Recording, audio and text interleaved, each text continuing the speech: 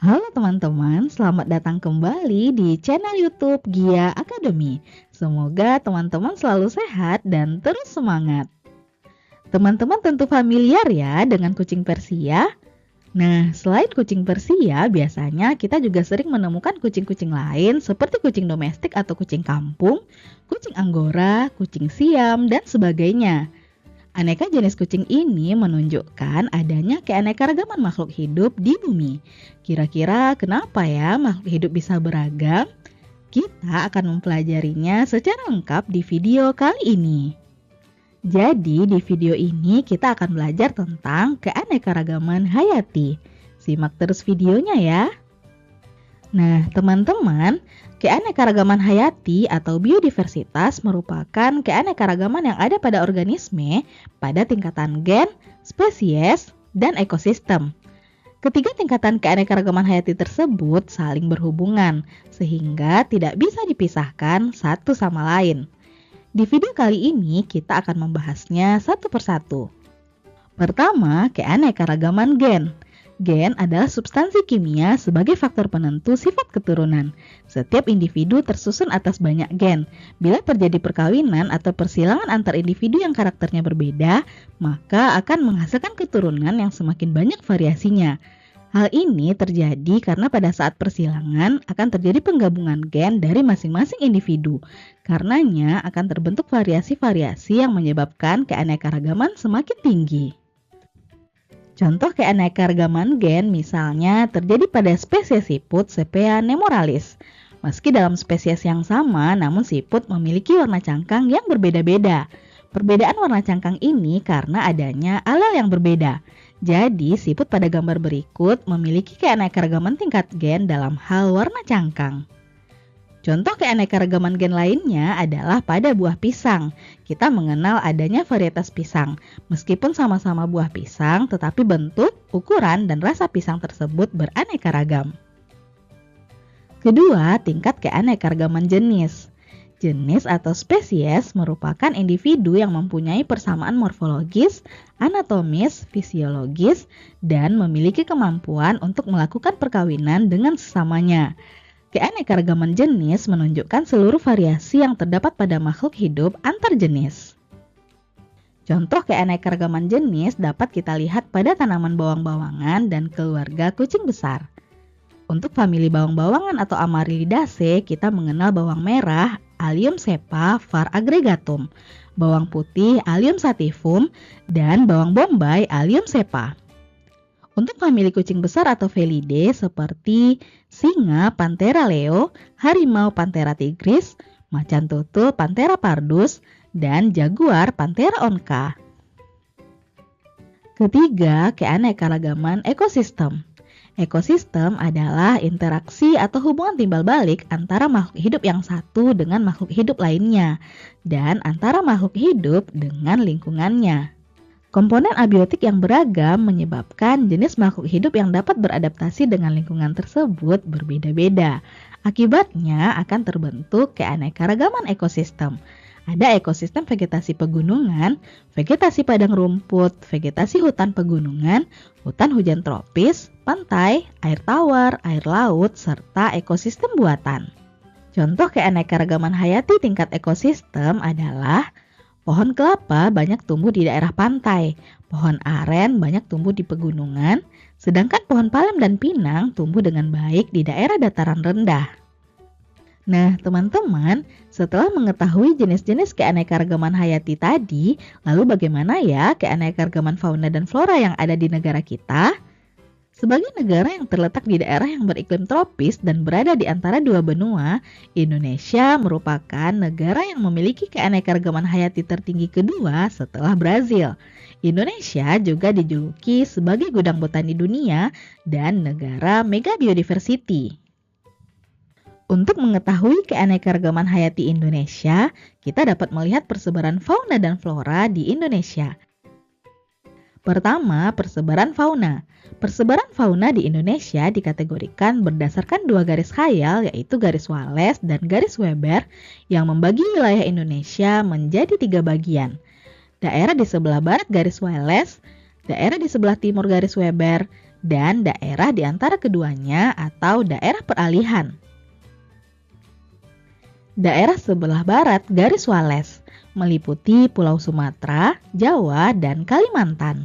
Di daerah ini ditemukan berbagai jenis fauna oriental Asiatis seperti gajah, tapir, badak bercula satu, harimau Sumatera, orangutan, kera, bekantan, dan beruang madu.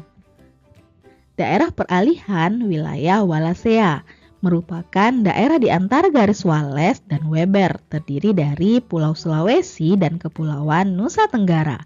Semakin ke timur dari garis Wallace, jumlah fauna oriental semakin berkurang. Sebaliknya, semakin ke barat garis Weber, fauna australis semakin berkurang.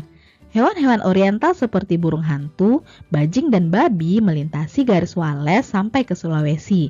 Sementara itu, hewan australisnya meliputi anoa, maleo, dan tarsius. Daerah sebelah timur garis Weber meliputi Kepulauan Maluku dan Papua. Di daerah ini terdapat berbagai jenis fauna australis seperti burung kasuari, nuri, kakak tua, cendrawasih, parkit, dan hewan berkantung seperti kanguru pohon dan walabi, serta hewan-hewan lain seperti komodo, babi rusa, dan kuskus. Kedua, persebaran flora di Indonesia. Keanekaragaman tumbuhan di Indonesia dikelompokkan menjadi 3 bagian, yaitu keanekaragaman flora di hutan tropis basah, keanekaragaman flora di hutan musim, dan keanekaragaman flora di padang rumput sabana. Pada hutan tropis basah banyak ditemukan tumbuhan-tumbuhan berikut. Jenis pepohonan seperti suku pala-palaan, kayu hitam, dan manggis. Tumbuhan liana yang berakar dan berbatang panjang, menjalar dan membelit seperti talas-talasan, pandan merambat, palem merambat, dan rotan. Tanaman herbal yang besar misalnya jahe, pisang. Tumbuhan epifit yang menempel pada tumbuhan lain seperti paku-pakuan dan anggrek. Tumbuhan parasit contohnya Rafflesia arnoldi. Pada hutan musim didominasi oleh tumbuhan yang menghasilkan kayu, minyak, dan makanan seperti pohon jati, cendana, kayu putih, kemiri, dan asam. Sedangkan di padang rumput sabana banyak ditemukan tumbuhan lontar, pohon gebang, akasia, dan kaktus. Pada era ini, manusia sudah mengikuti perkembangan industrialisasi untuk memenuhi kebutuhan hidupnya, sehingga banyak aktivitas yang tidak disadari dapat mengancam kelestarian keanekaragaman hayati. Jika hal ini dibiarkan, maka keanekaragaman hayati akan mengalami penurunan baik kualitas maupun kuantitasnya.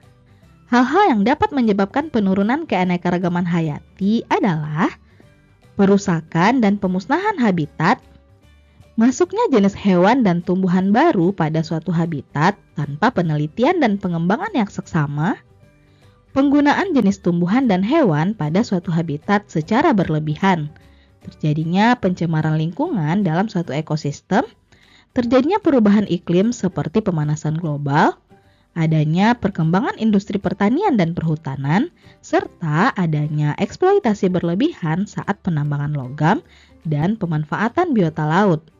Beberapa jenis hewan yang rentan dan terancam punah antara lain orangutan, badak, banteng, tapir, beruang madu, gajah, dan anoa. Nah, agar hewan dan tumbuhan tidak cepat punah, perlu dilakukan usaha pelestarian keanekaragaman hayati berupa pelestarian secara in situ merupakan pelestarian keanekaragaman hayati yang dilakukan di habitat aslinya, contohnya taman nasional dan cagar alam.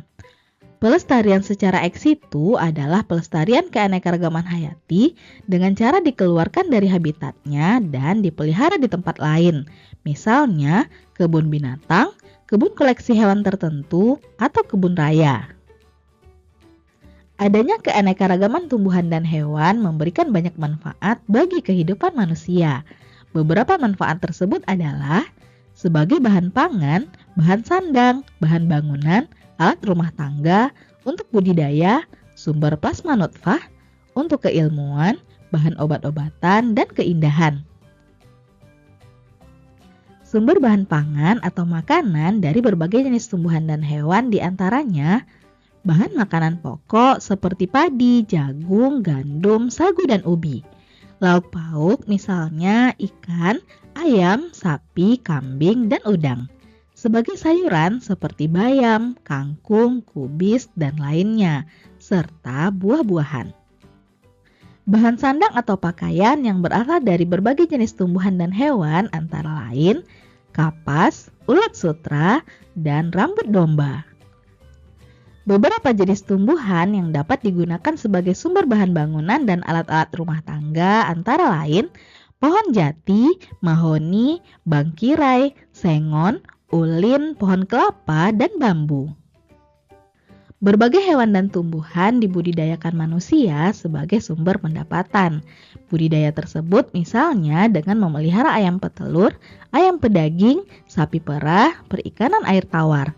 Sedangkan budidaya tumbuhan seperti tanaman buah-buahan, sayuran, rempah-rempah, tanaman hias, dan tanaman perkebunan. Plasma nutfah merupakan substansi pembawa sifat keturunan berupa organ utuh atau bagian dari tumbuhan atau hewan yang dapat dimanfaatkan untuk menciptakan organisme unggul yang baru. Plasma nutfah akan mempertahankan mutu sifatnya. Misalnya, padi rojo lele akan mewariskan sifat pulen dan rasa enak dari rojo lele kepada generasi berikutnya.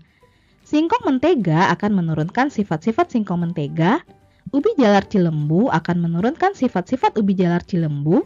Begitu pula kelompok-kelompok tanaman atau tumbuhan lain dalam menurunkan sifat-sifatnya.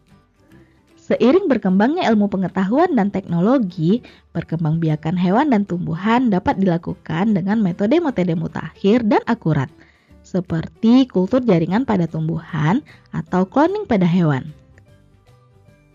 Contoh pemanfaatan tumbuhan dan hewan sebagai obat-obatan antara lain, buah mengkudu berkhasiat untuk mencegah dan mengobati penyakit tekanan darah tinggi dan diabetes, tanaman kumis kucing berkhasiat untuk menghancurkan batu ginjal, cacing tanah untuk mengobati penyakit tifus. Beberapa tumbuhan dan hewan dapat dimanfaatkan keindahannya, seperti tanaman anthurium, tanaman hias monstera adansoni, dan burung murai batu.